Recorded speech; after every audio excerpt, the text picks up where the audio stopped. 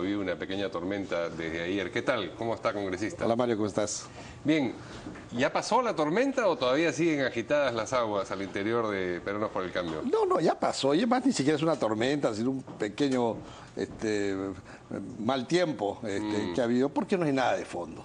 No, Pero eso es lo que preocupa, que las cosas superficiales remuevan el barco de tal manera. Mira, no podemos ocultar que Peruanos por el Cambio es un partido joven. Efectivamente, el Perú tiene una crisis de partidos. Los partidos tradicionales, hasta partidos que han sido gobierno, han desaparecido de la escena política, han perdido su inscripción. Somos un partido joven. Y como partido joven, y los que muchos a veces no entienden, es cuando tú tienes una militancia que yo no tenía hace muchos años, por lo tanto disfrutaba de mi libertad de poder declarar lo que quieres, pero cuando integras un colectivo te restas grados de libertad. No puedes decir cosas públicamente que no han sido previamente consensuadas, y cualquier desavenencia se maneja por la interna, para evitar que nuestros adversarios se froten las manos como se están frotando los fujimoristas. Se tendría que manejar por la interna, dice usted, porque en este caso no se ha manejado por la interna. Eso es lo que ha ocurrido, sí. Pero hoy día Salvador Heresi se va a reunir con Pedro Pablo, y estoy seguro que ahí se van a terminar de limar las perezas, que te confieso no termino yo a entender. A ver, vamos a hacer un esfuerzo conjunto por entenderlas. ¿Es o no vocero de la candidatura de Pedro Pablo Kuczynski Salvador Heresi? Mira, hasta donde yo sabía, porque el jefe de la campaña es Martín Vizcarra, que está haciendo un extraordinario trabajo, había voceros por distintas áreas. Sí. Yo asumía que Salvador era uno de los voceros por su experiencia en materia de gobiernos regionales, pero en gobiernos locales, y además secretario general del partido. Sí. A mí me dijeron, tú vas a ser vocero político cuando hay una coyuntura política. Ok, así nos dividimos el trabajo. Alfredo Torne, vocero para el tema del plan de gobierno, en fin. Aparentemente ha habido alguna diferencia ahí. Pero si era vocero, ¿por qué Vizcarra, cuando le preguntan directamente, taxativamente, si es o no vocero, dice que no? No, Martín Vizcarra habló de los voceros políticos. Sí. Porque obviamente voceros no solamente somos yo y Juan Cheput. Sí. Somos los voceros políticos. Los voceros políticos son, digamos, todos los del... en medio de una campaña política todo se transforma en político. No. Ese justamente... Tienen vocero deportivo, de asuntos climatológicos. Así es. Tenemos voceros para todo eso, en medio de una campaña, se transforma en político. Pues. No. Tenemos voceros para el tema del plan de gobierno, para el plan de agricultura, para el plan de vivienda, para voceros políticos cuando se trata de tocar temas políticos en general. ¿Cuáles son los temas políticos distantes de, por ejemplo, el plan de gobierno? ¿Cómo así plan de gobierno no tiene Por ejemplo, si el día de mañana hay que hacer un debate con alguien del fujimorismo sobre temas abiertos, probablemente las personas que tienen mayor expertise en este tipo de debates sea Juan Cheput y probablemente yo. Entonces eso le llaman vocero político, ¿no? Pero esos temas abiertos, como los llama usted, probablemente van a tener puntos de contacto con el programa de gobierno. Todos tienen contacto, pero yo no soy un vocero, por ejemplo, que me puedo sentar a hablar contigo sobre el tema del agro. No lo soy, pues. ¿no? Entonces, pero sí podemos hablar de temas generales. Pero que van a ser políticos. Seguramente, pero... Inevitablemente, estoy diciendo. Pero para esos temas generales se pide que los que son voceros del agro no se metan en esos temas generales. Es un orden que se está manteniendo bien, y hasta el momento teníamos bastante éxito en manejar esto. Lo de Salvador ha sido un cortocircuito que estamos seguros que hoy, con la reunión que va a tener con Pedro Pablo, eso se va a solucionar. Entonces, ¿fue un exceso de Salvador responder como respondió ante la intervención de Vizcarra? Yo creo que fue un error de Salvador en no haber manejado el tema internamente. Él dice, en una entrevista que he leído hoy día, que primero ventiló, digamos, su disconformidad por los canales internos. Eso no lo sé. Y que... Bueno, pero digamos... Eso no lo sé, yo no lo he escuchado, no he escuchado nunca una desavenencia, puede ser que lo haya hecho, yo no participé de esa queja, en todo caso si lo hubo o no, pero hacerlo públicamente en medio de una elección y en medio de la segunda vuelta de una elección es darle el gusto a nuestros adversarios. Claro, los adversarios han logrado pasar de sus problemas internos a decir, pero miren, acá en la tienda del costado tienen problemas pero eso queda solucionado el día de hoy. Más graves, pero... no tan rápido. Tú no quieres que Heredia cierre. No, es que digamos hay cosas que llaman la atención y que tienen que ver con la capacidad. Usted dice, es un partido joven, Peruanos por el Cambio, pero Pablo Kuczynski es un líder maduro. Sí. Entonces uno demandaría de un líder maduro digamos, un pulso firme. Por eso es y que, no sé si decir... por eso es que hoy día va a tener la reunión y hoy día se va a sustentar. Hoy día, con 2 días de crisis encima, y cuando ayer le han dicho pataleta, que no creo que haya sido lo que más feliz haga a Salvador Heresi, eso lo ha dicho Mercedes Arauz, que es candidata a la vicepresidencia y congresista electa, y sobre todo Pedro Pablo Kuczynski le ha dicho que se va a tener que comer algunas palabras despectivas. Bueno, ¿Le parece a usted que esa ha sido la mejor manera de...? Me parece que una crisis de 48 horas es una crisis de corto plazo. Sí. Ese tema queda resuelto hoy. Hay cosas mucho más importantes que el país se juega en esta elección.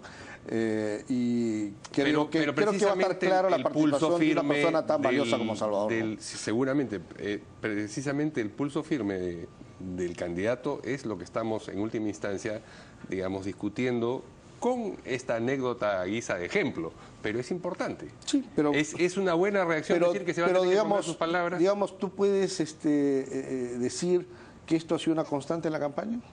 Esto ha sido un caso. Un caso de una desavenencia puntual.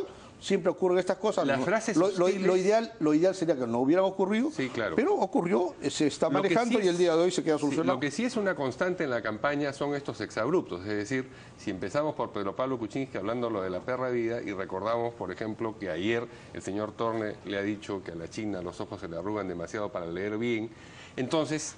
más Pedro Pablo Kuczynski diciéndole a uno de sus candidatos electos al Congreso, tienen 18 nada más, yo entendería que el fujimorismo fuese desaprensivo con los 73 que tienen, pues tienen 18, en la eventualidad de un gobierno no pueden andar, digamos, desdeñándolos de esa forma, pero en fin, ¿hay un patrón o no de frases hostiles de las que después tienen que rebobinar? No te voy a contestar con una frase diciendo... A mí también me vas a tirar una frase hostil a mí también. No, que son ellos los que tienen más desavenencia que nosotros. Sí. Pero porque esas cosas ocurren en todas las campañas y en el caso del fujimorismo han habido gruesas desavenencias y frases realmente... La semana pasada ha estado dedicada... Salía fuera de tono... Dedicada a eso. Que estoy seguro que la candidata Keiko Fujimori no le debe haber agradecido mucho a lo que han dicho muchos de sus candidatos al Congreso, cosa que no ha ocurrido en nuestra campaña.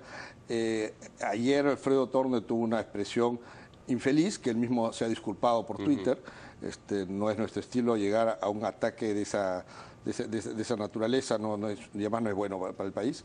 Les han dado la oportunidad de gritar foul pero digamos, acá lo que tienen que hacer todos es ubicarse, ¿no? Estamos en una campaña electoral donde la gente quiere saber cuáles son nuestras propuestas, cuál es el equipo que tenemos para manejar temas de vivienda, salud, educación, agricultura, y centrarnos en eso.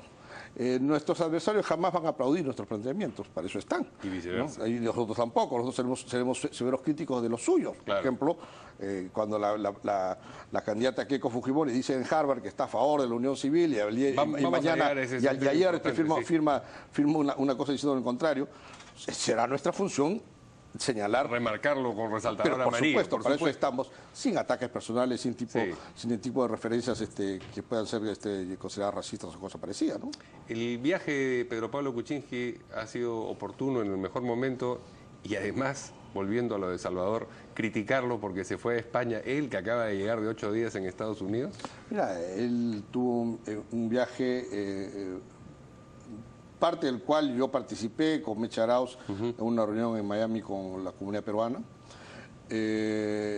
Estados Unidos son más o menos 300.000 votos, 300.000 electores. Esta segunda vuelta va a ser una elección muy pegada.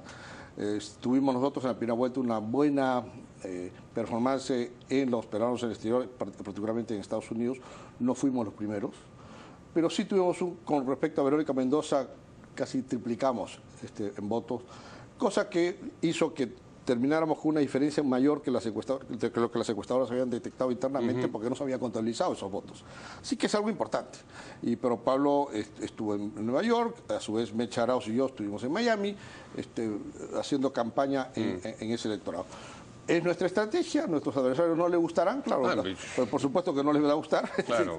pero es una estrategia electoral. Padre Pablo aprovechó para cumplir con un compromiso familiar, que es asistir a la graduación de su hija, quien además dio el discurso de orden en esa graduación.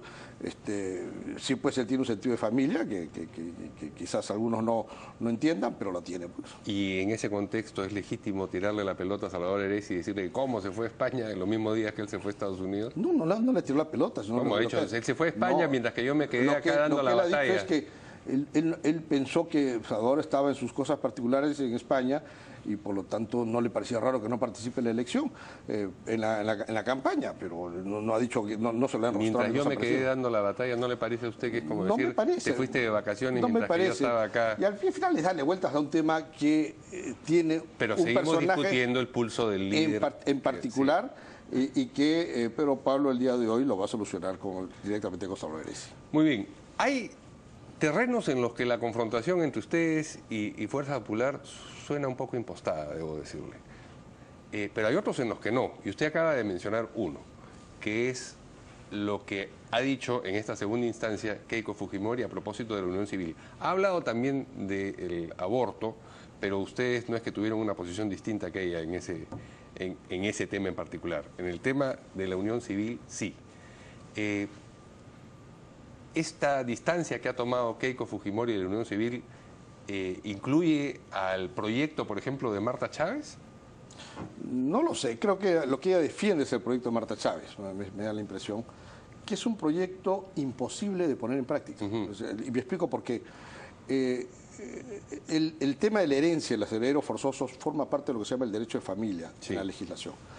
Derecho de familia que tiene preeminencia sobre cualquier otro tipo de derecho. Es decir, si tú tienes un contrato mercantil, que eso es lo que la Unión Solidaria es un contrato mercantil, que dice una cosa que contradice a el derecho de sucesión, lo que prima es el derecho de sucesión. Por lo tanto, la Unión Solidaria en ninguna de sus formas va a poder solucionar el problema de fondo. Unión Solidaria es el nombre que le puso ella a su proyecto por distinción. Así es. Que es el contrato por el cual, que es un contrato mercantil donde manejas tus bienes, pero no se te considera pareja, ¿no? Entonces, eso al ser un contrato que forma parte del derecho mercantil, no tiene preeminencia sobre lo que son los derechos de sucesión, que son parte del derecho de familia. Por lo tanto, es inaplicable. Y en segundo lugar, si a la señora Keiko le parece tan bien ese tipo de contratos, yo le hago una propuesta.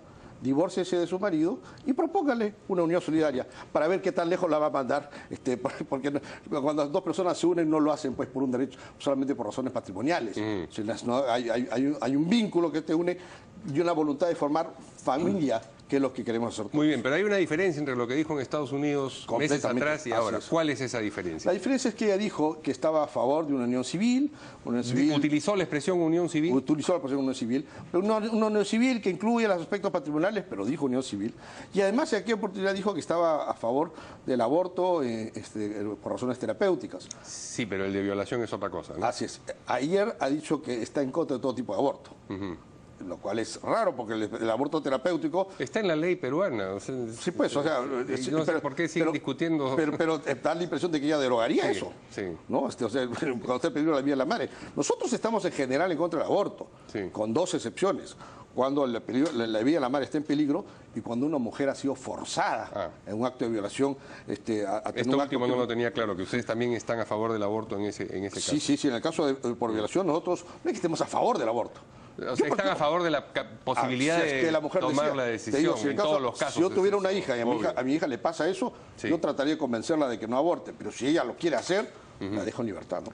Muy bien, pero aquí estamos en una zona gris respecto a lo que dijo o no dijo a propósito del aborto.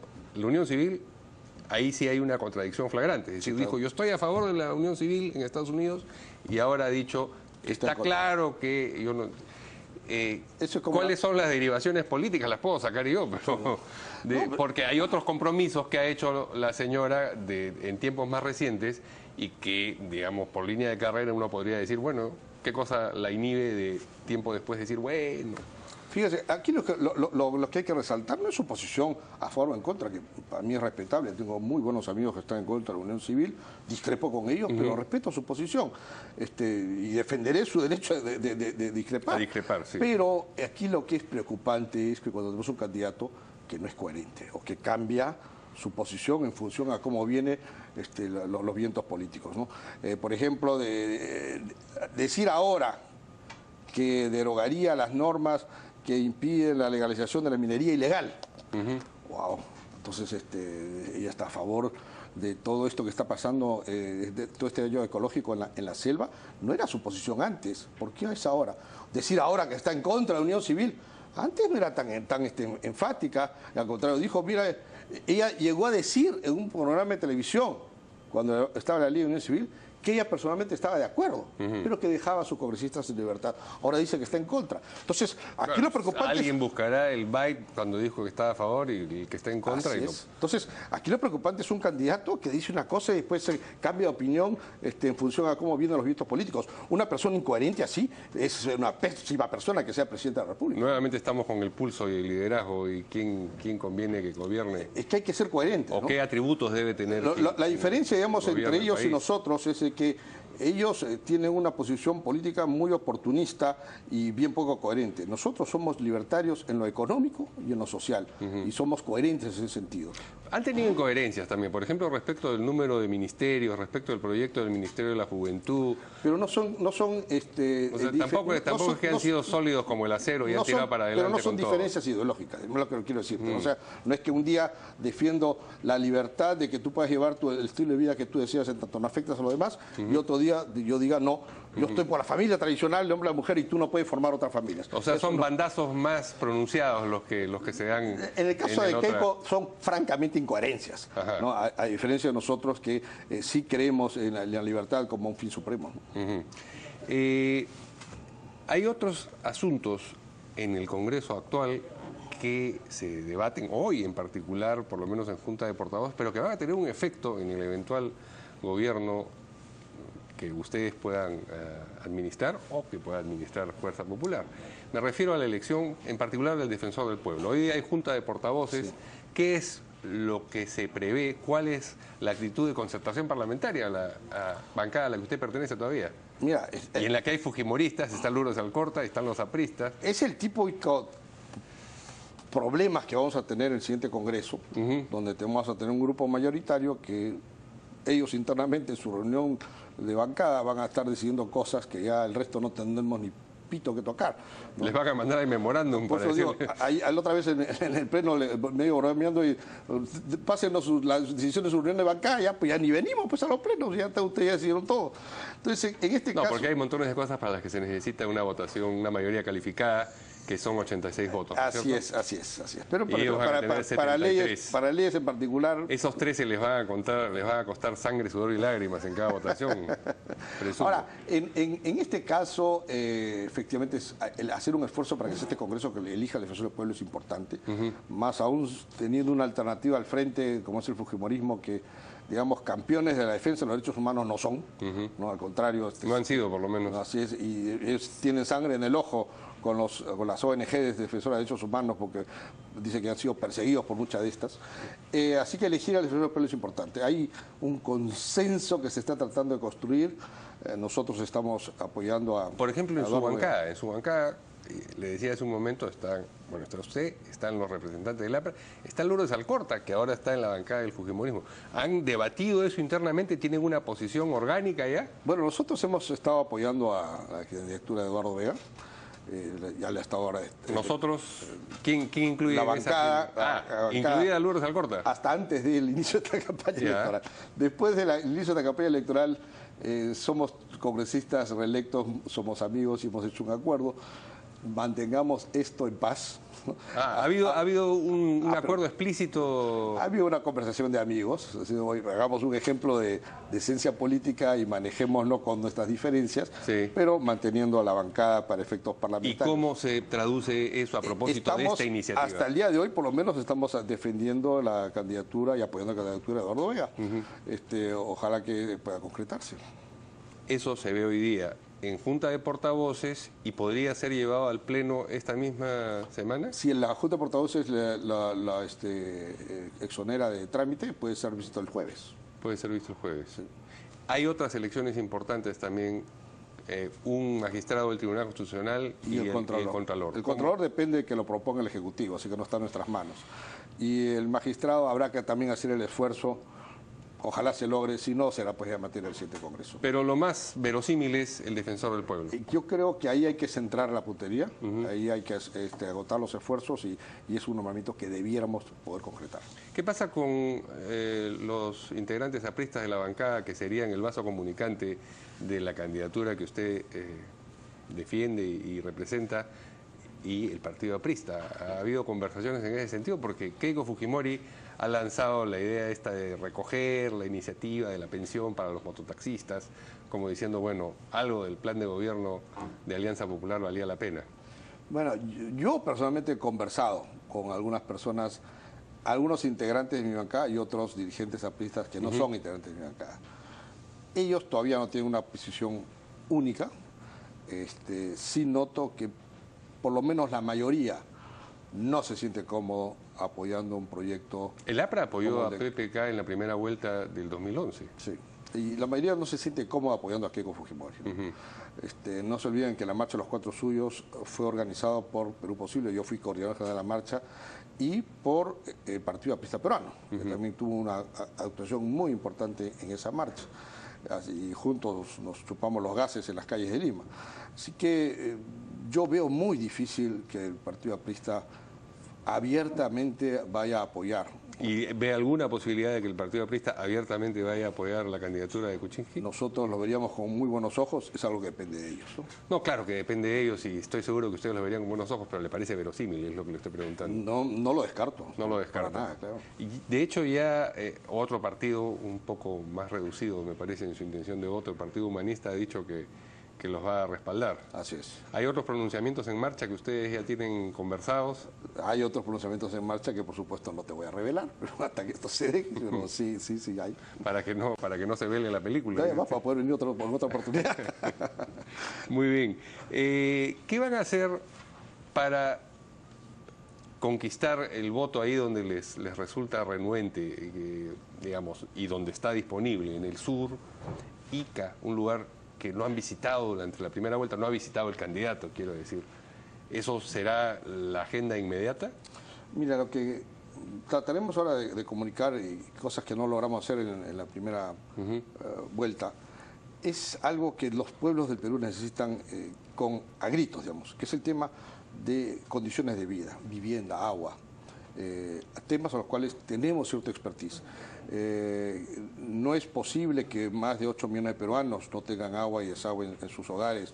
No es posible que todavía 1,5 millones de peruanos no tengan una vivienda digna y decorosa. Y nosotros vamos a plantear el mayor programa de ejecución de viviendas que haya tenido el país en los últimos 15 años. Si bien nosotros implementamos los programas Techo Propio, Mi Vivienda, este nuevo esquema de subsidio a la demanda, donde el Estado no contrata la construcción, sino que la gente construye, más bien el Estado lo que hace es apoya para que la gente compre. Lo vamos a reimpulsar para de estar haciendo entre 150 a 200.000 viviendas por gobierno, llegar a ser 500.000 por gobierno, es decir, más que duplicar esa cantidad, por supuesto en alianza con el sector privado y con los subsidios que el Estado tiene que dar. Eso de que tiene que dar, digamos, está abierto a discusión, ¿no? No, yo creo que sí tiene que dar porque... No, pero creo es el verbo fundamental, pues. Sí, claro, tiene que dar. Sí. Y pasa por una serie de cosas que los gobiernos sucesivos se han olvidado. Antes, cuando esto empezó, el valor de la tierra era muy barata, ¿no? El conseguir terrenos era baratos era fácil, por lo tanto estos proyectos sociales daban un margen de rentabilidad. Ahora no. Entonces se tiene que manejar un ordenamiento territorial masivo, y en donde el Ministerio de Vivienda tiene que actuar con los municipios. Pero esto lo van a llevar a todo el territorio nacional, me imagino. Pues yo le preguntaba... En especial en el sur, bueno. donde en Ica y en Arequipa el déficit habitacional es muy alto. Okay. ¿No? Y la necesidad de agua y desagüe para Arequipa, para Ica, para Moquegua, para Tacna. Pero todos son departamentos costeros, lo que usted menciona. Para desarrollar todos esos programas de vivienda es importante. Lo que pasa es que para la sierra el programa de vivienda rural es distinto. Ahí no se puede hacer conjuntos habitacionales tradicionales porque no hay tanta... terreno... el terreno no es el problema, pero el problema es que no hay tanta densificación. Sí. Entonces ahí hay que actuar de una manera mucho más puntual en lo que es vivienda rural, y hay que hacerlo, que se ha hecho poco también en materia de vivienda rural. Y hay exitosas experiencias en Latinoamérica que nos muestran el camino de qué cosa hay que seguir. Aquí nadie ha inventado la rueda. Así que nosotros sí vamos a llevar adelante el más grande programa de vivienda social que haya visto el país en los últimos 15 años. ¿Van a hacer banca de fomento para la vivienda, así como han hecho banca de fomento o han ofrecido banca de fomento para la minería? No, no es necesario. Los programas de vivienda, la banca privada ha reaccionado muy bien. A mí me tocó convencer a la banca privada que intervenga en nuestro programa de vivienda. Lo han hecho, ya generaron ellos un expertise, no solo para prestarle a las familias, sino también para prestarle a las empresas a que construyan. Lo que sí vamos a hacer es involucrar, además de la banca privada formal, a las cajas rurales, a las entidades que prestan a los pequeños y microempresarios, para que también entren a este círculo virtuoso de crédito para los más pobres, ¿no? Esto de la banca de fomento, que suena a proyectos de los años 60, cuyos resultados hemos conocido dolorosamente en el país, ¿solamente lo van a hacer en la minería o están animados a hacer banca de fomento en varios sectores? Se ha planteado en minería, pero de una manera distinta. No se plantea que sea una banca estatal, totalmente, ¿no? El Estado puede tener una participación, pero tiene que tener una gerencia y un manejo eminentemente privado, ¿no? Pero igual es una banca de fomento, es decir, claro, con criterios que no son de mercado, porque si no, no haría falta el fomento. No, pero con un criterio de mercado en el sentido de que si no pagas, te embargo. O sea, pero eso básico, ¿no? ¿por qué entonces no se deja que la banca privada se encargue completamente? O sea, si el criterio es de mercado, entonces hay montones de bancos porque no ha entrado en ese segmento, ¿no? ¿Será porque digamos, no es rentable entrar a ese segmento? Si no, ¿usted cree que los bancos habrían dejado una oportunidad de negocio abierta? Mira, ¿por qué en el año 2002 la banca no entraba a dar créditos hipotecarios? Seguramente porque no había manera de ejecutar la deuda si es que no se cumplía. Sí había, no se cumplía. Sí había, simplemente que no entraba. Hasta que nosotros hablamos con la banca y dijimos, fíjese, vamos a hacer este programa, va a haber subsidio, yo voy a dar un subsidio a la gente, ustedes van a atender a los pequeños, a los más pobres. Y entonces la banca descubrió que había una oportunidad de mercado. Entonces, cuando tienes a un gobierno promotor que la tiene clara de cómo tiene que manejar un programa profesionalmente, la banca dice, bueno, me sumo a esto. Te cuento una anécdota. El banco más grande del Perú, no voy a decir el nombre para no entró a este programa. Sí. Y después de un año me encuentro con el presidente de ese banco y me llama a un lado y me dice, oye, te pido 1000 disculpas, nosotros no entramos, pensamos que esto era un programa estatal más y que no iba a funcionar, y veo que es algo profesional. Hemos decidido entrar y te prometo que en un año seremos los que más crédito damos. Y efectivamente cumplieron.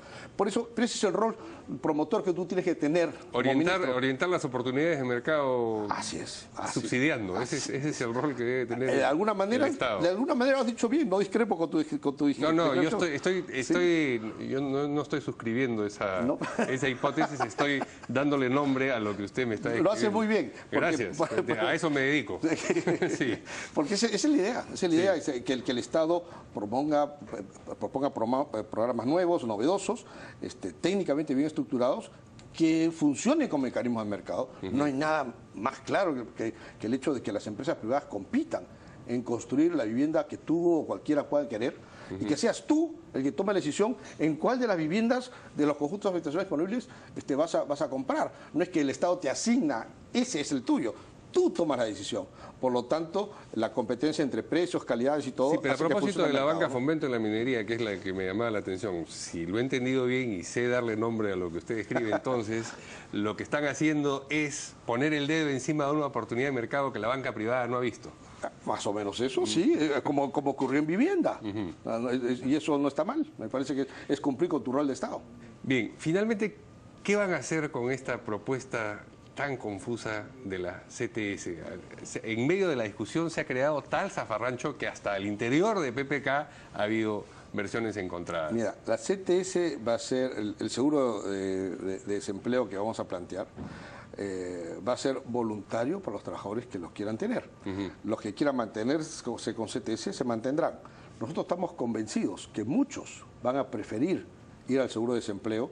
Sobre todo... Pero para los nuevos va a seguir siendo opcional una cosa o la otra. Así es. No las dos al mismo tiempo, porque también... No se puede. No, pero es que ha habido declaraciones de algunas personas que dijeron que las dos iban a estar simultáneamente disponibles.